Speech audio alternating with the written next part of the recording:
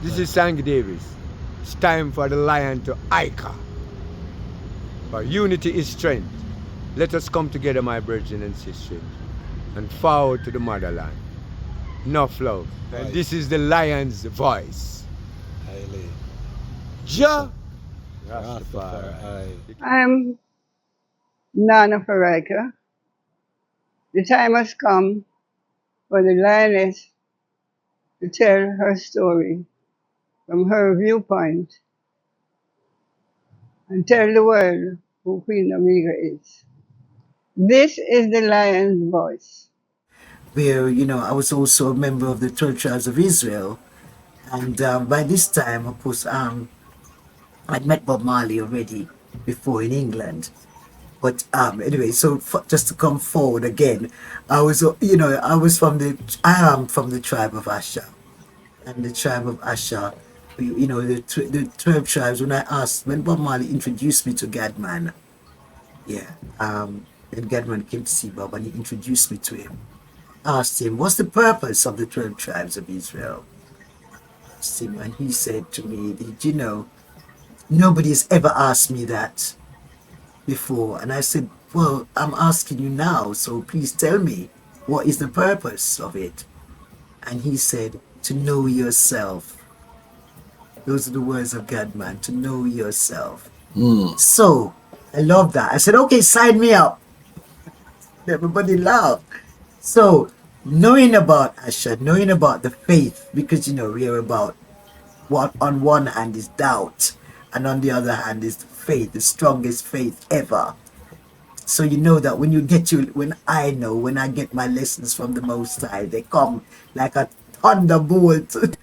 What do you have to tell the people about Ras Tafari? Eye to the world. The king of kings and the conquering line of the tribe of Judah. I left himself. Where's my ruler? Hey yo! Yeah, hear them high, hear the black king on the 23rd of July. So tell them guy who praise God up in the sky, it's a lie. The Almighty living on your night. From ancient time them a try. Them Romans know them just open them suit and ties. Criminals ain't got no alibi, they stole my people. Then them come without them genocide. Are you talking about slavery? Them couldn't kill. The lion will come conquer Judah tribe. Go through tribulation, I and I strive, see sufferation, I and I still rise. That's why we tell them, in America, live Rastafari in a every ghetto area. We come to tell them, in a Toronto, straight at Italy. So I had my first child when I was 19, and all my children were before I actually even became pregnant. I was already on my journey and started growing my dreadlocks and started to look inner, taking off, leaving certain things behind of my life, of certain behaviors and stuff. So then it was like a physical thing, because I went on a TV, London Weekend Television. They had this first big delving into reggae music. And as I was already working as a music publisher in the UK, they asked me to go to Jamaica to go and I was supposed to be the lead interviewer on a program they were doing for TV. But it wasn't, when I arrived there with the film crew and everything, it seemed to me that it wasn't my job. There were people in Jamaica that were desperately hungry for a job like that. Who, although I was the one being paid to do it, I found myself seeking to find somebody who was already there on that job. Who was already in the place. And, I found this Rasta sister, and she was already on the job, and she kind of turned it over to her. I seemed to have got into trouble, but she was a model, you see, so she had all the I was now, I'm now a Rasta woman covering up, and I know that they were having issues with who was going to front the show, the interviews, you see. That was the thing with them, even though They were thinking about reggae music only. They weren't thinking about Rastafari being the core of this. And the whole new force of the music was about Rastafari culture and history and knowledge. And so, yeah, so I did a Rastafari thing, which I didn't even realize that's what it was at the time. I beat myself up, but sort of just got this sister to do it. So it was great though, because I could now just go along to all the interviews. And the first one that was set up, I'd set it up, was to be with at Oxford Road. Oxford Road was the center place for all the Rastafari reggae musicians gathering. All of the Wailers, the Tommy Cowans, all of the people, or everyone gathering there in Kingston. That was the place. And the day that was arranged for, okay, there were two things arranged. That was the first, in the morning, it was the interview with the reggae artists. And in the afternoon, it was to go to Bull Bay on the beach to meet the Rastafarians who were living on the beach at Bull Bay. Okay, so that's the Nyahbinghi brethren and sisters who were on the beach there, and I'm talking 1975. So at this time now, I'm just fast forward somewhat, right? But 1975. So in 1975, I actually was there, and so I left the hotel to go join the film crew at Oxford Road. And when I left the hotel, I couldn't get a taxi. I was taken on this journey, okay, that was completely alone. I walked, I went back inside and asked them where could I get the best way to get a taxi. And they told me just go out and just walk up the road up there. There's a taxi stand. And I walked up there. There was not a living soul on the road. So, I started to follow that inner me that says, okay, you're being taken somewhere. You're being taken on a journey here, And I did. And honestly, Bridget, I walked for about an hour, okay? I didn't see another living soul. All I know is I asked the direction now to Oxford. I asked, when I'd gone back to the hotel, I'd asked for the taxi and B, the direction to Oxford Street, Oxford Road. And so I got the direction, go up straight there, and if you turn right and you go straight right, you get to it, kind of thing. So of course one road took about 20 minutes to get to the end of that one. I didn't see a living soul to say anything to, and then I got to the end of the road, top of the road, and I started to turn right, and I didn't even see cars. There was not even cars that day. I don't know, So it was like I was in another space, another time zone or something. I'm telling you, I was completely not there physically like this. Anyway, I was now on this reality that something was happening, something bigger than me that I'm just going along with. And as I wasn't seeing anyone, I wasn't even scared. I was just like, let me just walk along here and see. Soon I'll see someone and I know that I'm on the right journey, because it brought me back to my start of my journey, where I was also a member of the 12 tribes of Israel, and by this time, of course, I'd met Bob Marley already before in England. But anyway, so just to come forward again, I am from the tribe of Asha, and the tribe of Asha, the 12 tribes. When Bob Marley introduced me to Gadman, when Gadman came to see Bob and he introduced me to him, I asked him, what's the purpose of the 12 tribes of Israel? I asked him, and he said to me, did you know, nobody's ever asked me that before. And I said, well, I'm asking you now, so please tell me, what is the purpose of it? And he said, to know yourself. Those are the words of Gadman, to know yourself. So I love that. I said, okay, sign me up. Everybody laughed. So knowing about Asha, knowing about the faith, because we are about what on one hand is doubt, and on the other hand is the faith, the strongest faith ever. So that when I get my lessons from the Most High, they come like a thunderbolt. You understand me? It's There's no way you're gonna miss it, you know. So this was one of those experiences I was having, where it's just like weird, outer life, outer body experience, like, you know.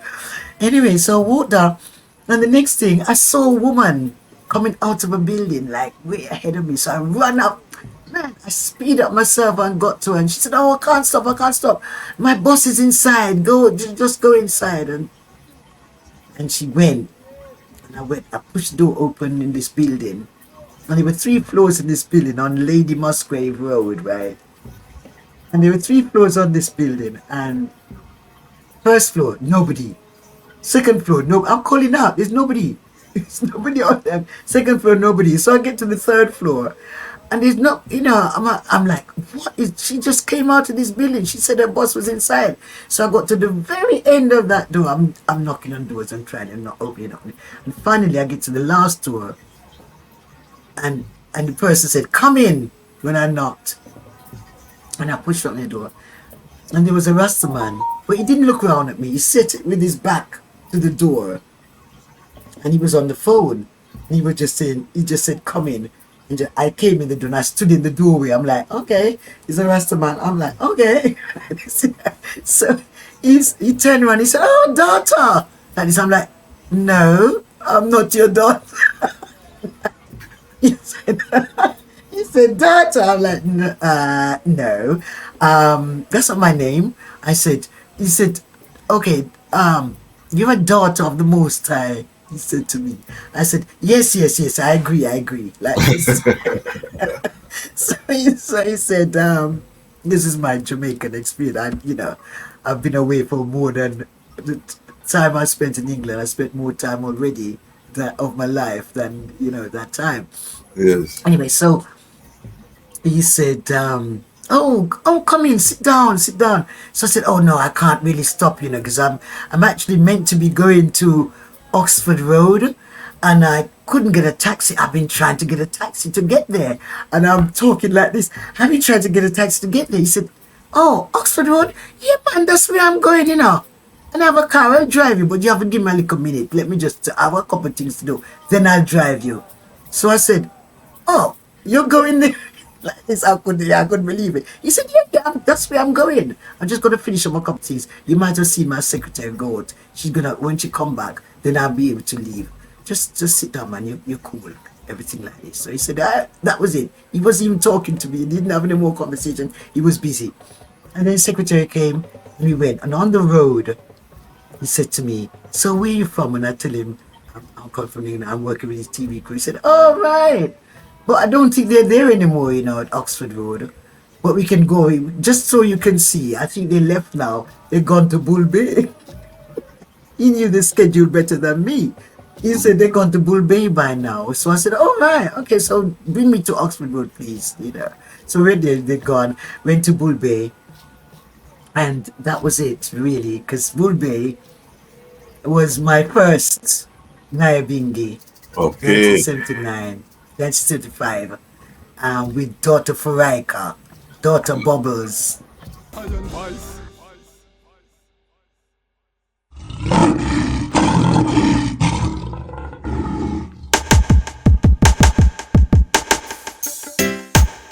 Well, great is the Almighty, and greatly to be praised in the city of Askale Selassie I, the mountain of His holiness. Yeah, from Cape to Cairo, from Timbuktu to the Nile, the whole entire continent. Beautiful for situation, the joy of the whole earth is Mount Zion, from Accra to Addis Ababa. Yes, it's beautiful continent, better control, Mama Africa. Very beautiful. From Cape to Cairo, from Timbuktu to the Nile, I smile.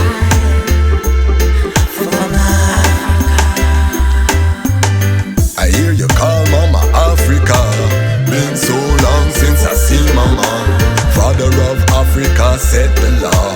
The lion come and dismantle Babylon flaw. We gonna use solar energy, use sanitation to build the ecology. We utilizing green technology. We hailing Haile Selassie first without apology.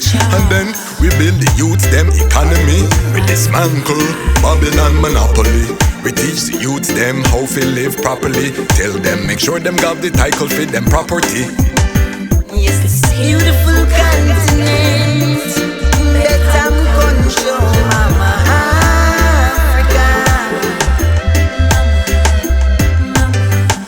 From Cape to Cairo, from Timbuktu to the Nile, I smile for Mama Africa. I love you, mama, your heart never harden. I wanna turn all your slums into garden. I wanna stop all of your youths from starving. I wanna stop all of your tribes from warring. So much to say, so many feelings. We've both been hurt, we both need healing. Since the League of Nations you've been appealing. You stand up against them backdoor dealing. I hear you call Mama Africa. Been so long since I seen Mama. Father of Africa set the law. The lion come and dismantle Babylon flaw. Then I hear you call Mama Africa. Been so long in America. Father of Africa set the law. The lion come and dismantle Babylon flaw. So be still, all enemies of Jah. Know that he is the King of Kings and Lord of Lords, the Lion Conqueror. And it was said of Ethiopia, the highest himself shall establish her. His Majesty was born there. And I know that I love you so. There's no place that I'd rather go. Tired of walking through slush and snow. Repatriation, that's a must I know. Yes, into this beautiful continent